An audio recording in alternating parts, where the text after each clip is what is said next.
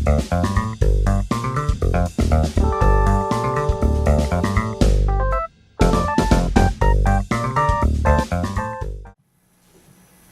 dia a todos. Vamos dar início à programação do terceiro seminário de Direito do Consumidor da Defensoria Pública do Estado de São Paulo. Nessa terceira edição do evento, como nos anos anteriores, contaremos com... O evento será em 2 dias, em 4 painéis, começando hoje com o primeiro painel de intervenção regulatória, o papel das agências na harmonização das relações de consumo. À tarde teremos solução consensual de conflitos. No dia de amanhã teremos o painel de privacidade e proteção de dados pessoais na internet. E, por finalizar, telefonia, atualidades e desafios. Gostaria de cumprimentar, agradecer sempre os colegas do Núcleo de Defesa do Consumidor e da EDEP pela realização do evento, e os órgãos de defesa, os integrantes de órgãos de defesa do consumidor que estão presentes aqui no evento, acompanhando o evento. E a ideia é fomentar, trazer temas importantes para a defesa do consumidor, temas atuais, para que possamos debater, discutir e fomentar essa discussão. Dando início à programação de hoje, que tem como tema, nesse primeiro painel, intervenção regulatória, o papel das agências na harmonização das relações de consumo. Bem, brevemente, a ideia desse tema, esse tema tem sido bastante objeto da atuação do Sistema Nacional de Defesa do Consumidor, aqui também no sistema estadual. Muitos conflitos decorrentes de matéria regulada chega aos órgãos de defesa do consumidor, e essa discussão da questão da harmonização das relações de consumo, a questão lá do artigo 4º do CDC, a Política Nacional de Defesa do Consumidor tem como um dos seus princípios a harmonização das relações de consumo, claro, sempre tendo em vista, considerando o aspecto econômico e de evolução técnica também, mas respeitada aí os princípios da ordem econômica, a livre concorrência, mas também a defesa do consumidor. Fazendo essas considerações, eu vou fazer as apresentações dos palestrantes.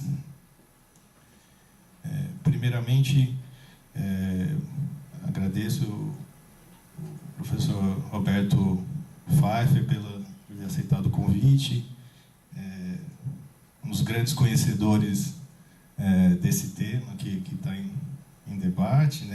O professor Pfeiffer é doutor pela Faculdade de Direito da Universidade de São Paulo, integra o departamento de Direito Comercial, possui graduação, mestrado e doutorado pela mesma universidade, é procurador de Estado de São Paulo, nível 5, lotado na consultoria jurídica da Secretaria de Justiça e Defesa da Cidadania, leciona também cursos de especialização do COGEAI, da Pontifícia Universidade Católica de São Paulo.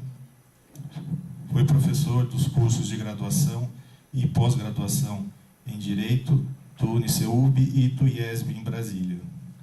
É diretor da Revista de Direito do Consumidor, foi diretor executivo da Fundação Procon do Estado de São Paulo, assessor do ministro do Supremo Tribunal Federal, consultor jurídico do Ministério da Justiça e conselheiro administrativo de defesa econômica, o CAD. Integrou a comissão de juristas nomeada pelo Senado Federal para a atualização do Código de Defesa do Consumidor.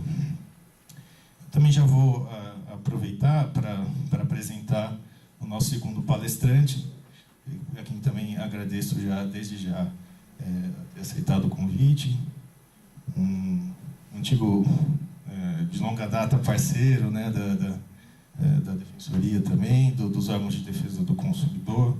O Paulo Góes foi diretor executivo da Fundação Procon, advogado formado pela Unip, servidor de carreira da Fundação Procon, atuou como técnico, supervisor e diretor da Diretoria da Fiscalização, também como chefe de gabinete da Diretoria Executiva.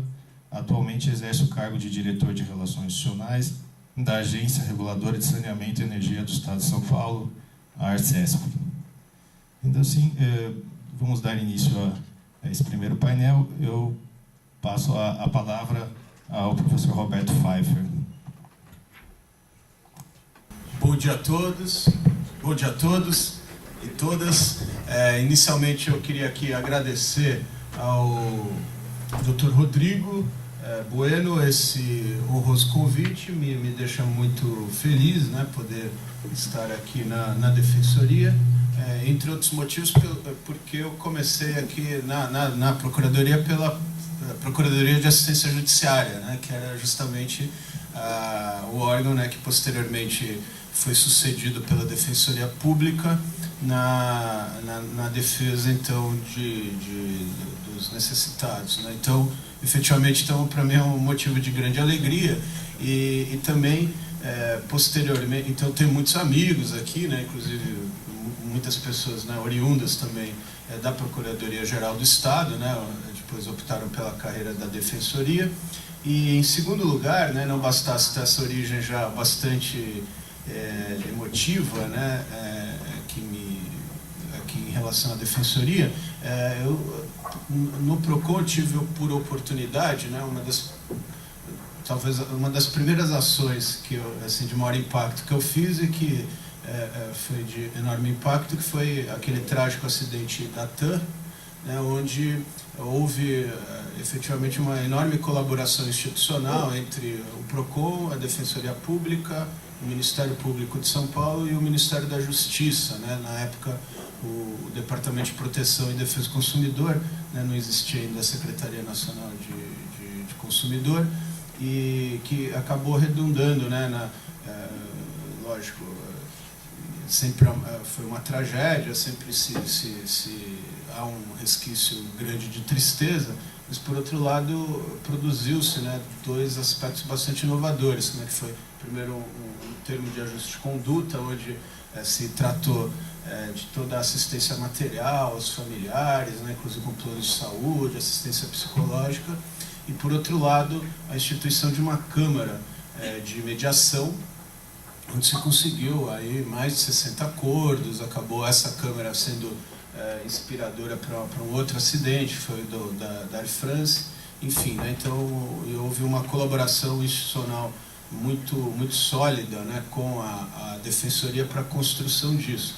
E fico particularmente feliz também com a criação do núcleo, né? Então sempre foi um grande incentivador, né, que houvesse um núcleo específico de consumidor, né, no âmbito da Defensoria, porque, sem dúvida nenhuma, o consumidor necessita, né, ser assistido também, então, pela Defensoria. Então, realmente agradeço ao Dr. Rodrigo esse convite, e aí soma-se, né, a alegria, então, de estar compartilhando a mesa com o Paulo, né, que foi um grande diretor, né, quando lá estive, né, de uma diretoria particularmente sensível, né, que é a de fiscalização, e que posteriormente tive a alegria de me suceder, né, ele foi exatamente quem me sucedeu na diretoria executiva do Procon, né, e também gostaria com isso de cumprimentar, né, vi vários servidores aqui do Procon e dizer, né, da minha grande admiração pelo corpo técnico, né, o corpo estável do Procon, que é algo bastante importante, até por isso, né, toda a minha diretoria era composta por pessoas lá desse corpo. Tenho, né, que eu acho que é a verdadeira alma aí do Procon, né, e foi muito bom que o Paulo tenha me sucedido. Cumprimentar também, ver aqui a Daniela, né, uma grande alegria ver a Daniela aqui, porque, né, tive um excelente convívio com ela quando do IDEC, né, uma especialista notória, aí, principalmente no campo aí do direito à saúde. E fiquei muito contente de saber que ela agora integra a Defensoria, né? Um quadro bastante importante aí que vai, sem dúvida nenhuma, exercer um belo trabalho interno. Bem, então com isso eu já vou para o tema, né? Já gastei bastante tempo, né? Mas não podia deixar, né? Porque é bastante sincera essa minha emoção, né? Até a emoção de estar aqui presente e poder estar participando então desse seminário, né? Bem, então o assunto que me foi pedido tem a ver com essa harmonização, né? E tem a ver então principalmente algumas reflexões de qual o papel das agências reguladoras, já antecipando, assim, e com até o perdão, né, de estar aqui na presença do Paulo, eu não quero ser indelicado, né, mas enfim, não é, acho que a Arcesp até exerce um belo trabalho, né, mas assim, seria bastante hipocrisia, né, eu vir aqui dizer que as agências reguladoras têm exercido um trabalho bom aqui no Brasil, né, muito pelo contrário, né, particularmente as federais, né, cabe aqui tecer algumas críticas, não vou deixar de fazê-lo, né, mas sempre ressalvando aí, a importância e talvez algumas ressalvas, né, não é algo, vamos dizer, que também se possa fazer sem nenhuma ressalva, né. Mas assim, algumas reflexões iniciais e para debate também, né, depois posteriormente será interessante ouvi-los, né, e obviamente são campos novos, campos de intenso debate, né? E eu não sou e nem quero ser dono da verdade, então a gente pode discutir se está correto ou não, né? Então, a primeira questão de umas reflexões iniciais, também para pontuar e até ser justo com a agência reguladora, assim, na minha visão, não dá para confundir, né? A atividade de regulação não equivale à de defesa do consumidor. São campos distintos, embora possam ser convergentes, ou devam ser convergentes, né?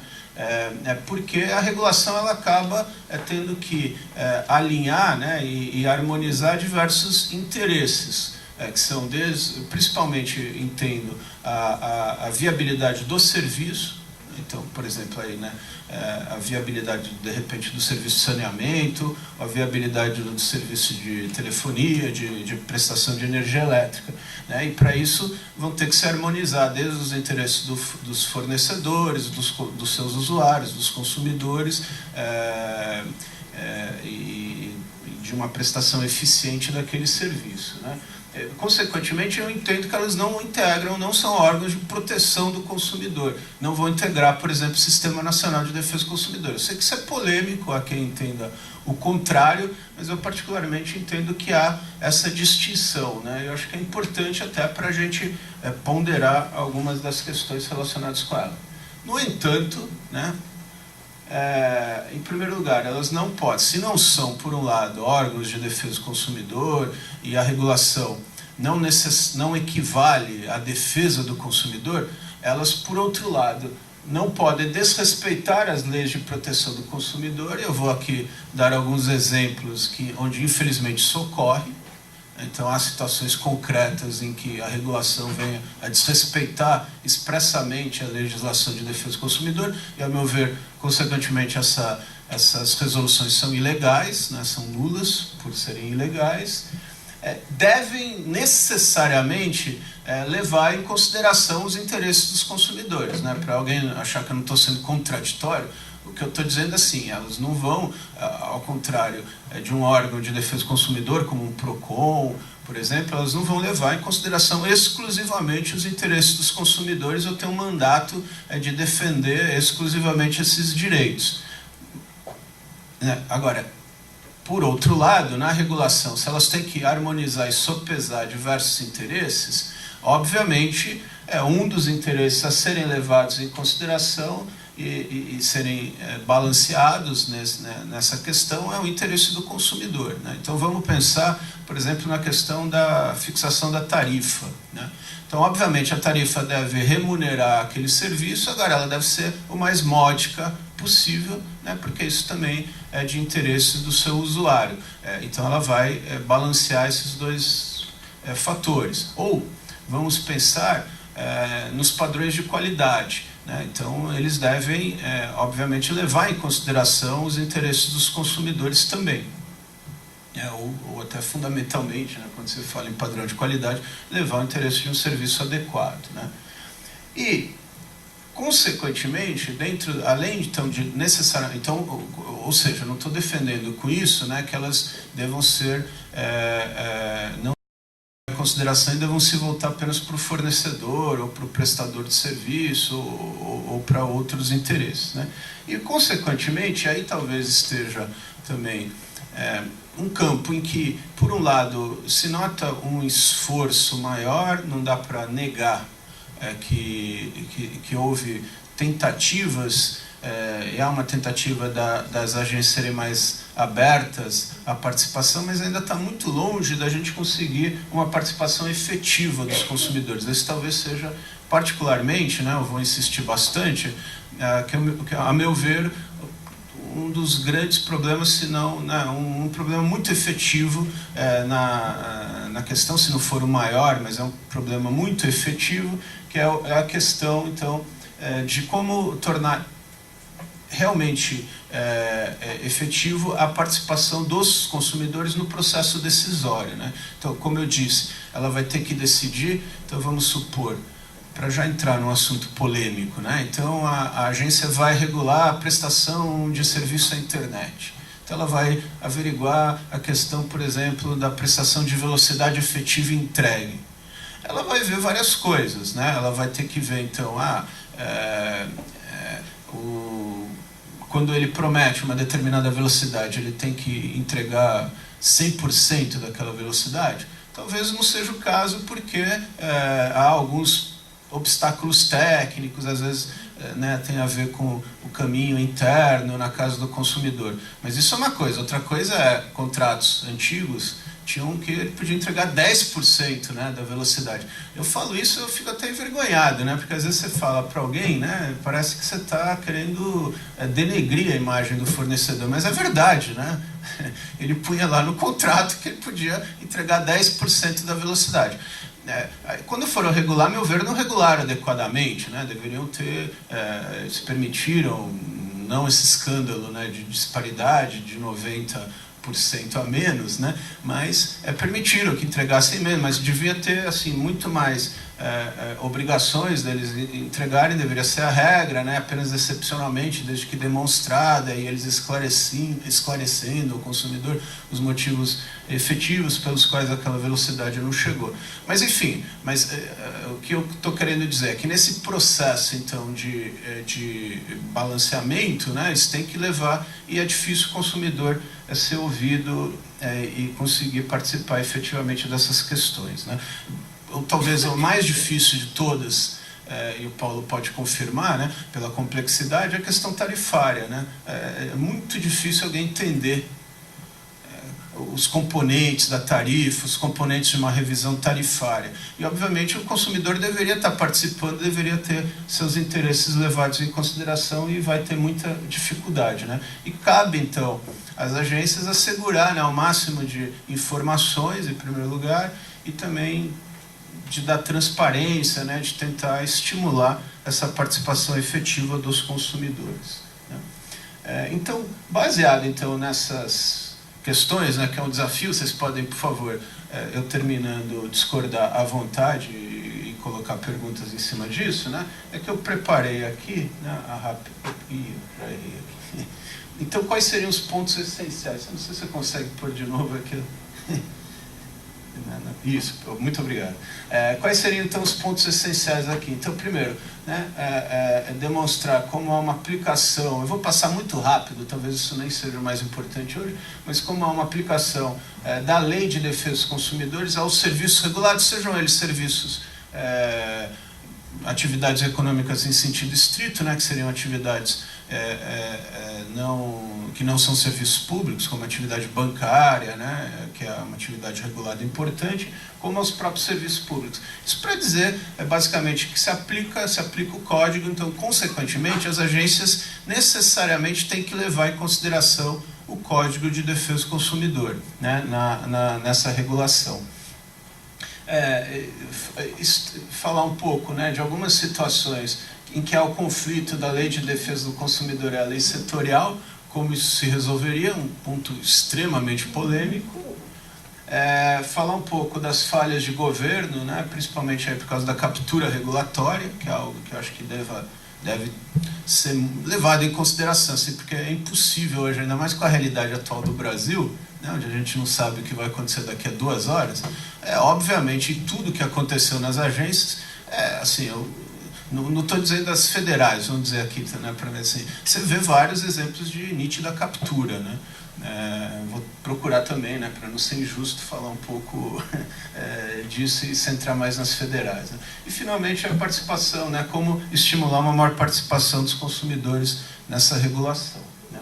Bem, quanto à aplicação do CDC, ela parece bastante tranquila, né? Então, assim, em relação a todas as atividades econômicas, inclusive aquelas que são objetos de regulação, e mesmo aquelas que por algum motivo tenham, também sejam alguma sistematização em lei de natureza complementar, por exemplo, isso parece estar bem resolvido com essa decisão do Supremo, né, na famosa DIN dos bancos, né, a ação direta de inconstitucionalidade 2591, né, que eu tive também aí a honra, né, de poder ter participado, como eu integrava o Brasil Com foi um amicus curiae, apresentou pareceres, artigos, né, a gente foi assim uma decisão que foi bastante acompanhada e que acabou decidindo, né, pela aplicação do Código de Defesa do Consumidor ao setor financeiro e, consequentemente, a todos os setores da economia.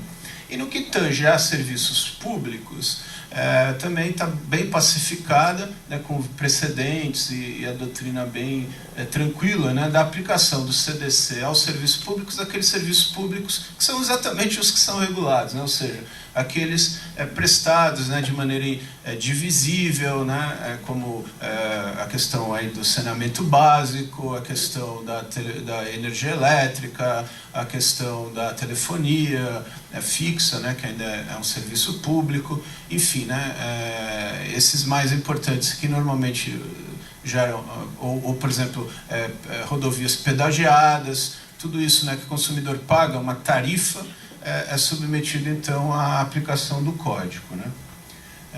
Também está bem pacificada.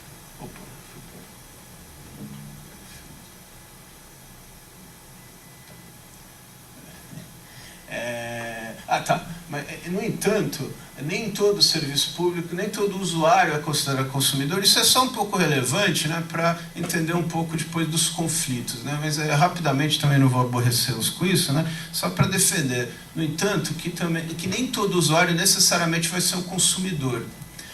Agora, quando houver a figura do consumidor, se aplica a legislação de defesa do consumidor. Do que eu estou me referindo? Por exemplo, vamos pensar na energia elétrica. Eu entendo, é polêmico também isso, né? Vocês também podem discordar, por favor.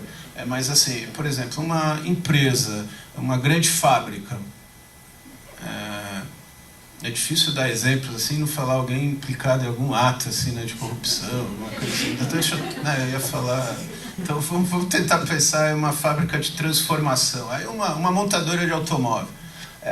Quando ela usa energia elétrica, né, e ela adquire energia elétrica, eu entendo que ela não é consumidora. Por quê? Né? Porque pela teoria finalista, né, ela não seria consumidora por não usar aquilo para fins econômicos. Ou melhor, ela não é por usar aquilo para fins econômicos. E tanto isso é verdade, né, que, por exemplo, na energia elétrica, a própria forma de aquisição da energia elétrica é diferente. Ela tem todo um ambiente regulado, ela pode fazer contratos de longo prazo, existe uma câmara, né, de compensação, onde administra esses contratos, que no caso aqui a Câmara de Energia Elétrica, enfim, né, tem todo um ambiente, né, próprio. E, em contrapartida, nós, todos os usuários residenciais, por exemplo, né, que é um ambiente de tarifa regulado, então, pela ANEEL, etc., né? E acho que há uma diferença entre o seu usuário e o consumidor. E isso me parece que vai ajudar, né, poderia ajudar na questão do conflito entre a lei setorial e o Código de Defesa do Consumidor, né? Por isso que eu tratei desse assunto que parece um pouco de filigrama, mas acho que é importante essa distinção. Bem, então, por exemplo, alguns exemplos de respeito à legislação de defesa do consumidor na regulação. Então, na telefonia, dentre outros vários exemplos, a gente poderia citar um clássico, né, que era a questão da devolução em dobro, né? Então, enquanto o 42, parágrafo único do CDC, estabelece a devolução em dobro, né, para os pagamentos indevidos, é bem verdade que é um artigo que já está tendendo ao desuso, né, porque já estão pondo tanto requisito, né, para poder efetivar a devolução, né, que é a prova de má-fé, né, agora não é nem mais quando ele pagar indevidamente foi cobrado, você tem que provar, além de tudo, uma má-fé. Mas, enfim, mas quando já se falava disso, né, a regulação, por exemplo, da Anatel falava em devolução simples. Posteriormente ela veio a ser modificada.